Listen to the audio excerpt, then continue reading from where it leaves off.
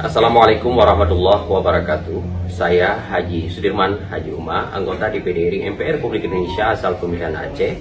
Dalam kesempatan ini saya ingin mengucapkan selamat atas kemenangan Mualim Devat atau Muzakir Manaf Fadlullah dalam pemilihan gubernur dan wakil gubernur Aceh untuk periode 2025-2030. Kemenangan ini adalah merupakan kemenangan rakyat dan kemenangan kita semua, bukan milik kelompok, pribadi atau golongan.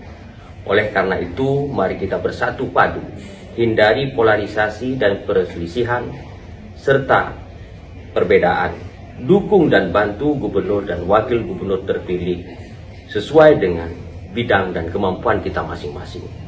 Semoga kepemimpinan Aceh yang baru, yang dinakodai Mualim Devat, menjadi Aceh yang mandiri, maju dan bermartabat, serta agamis.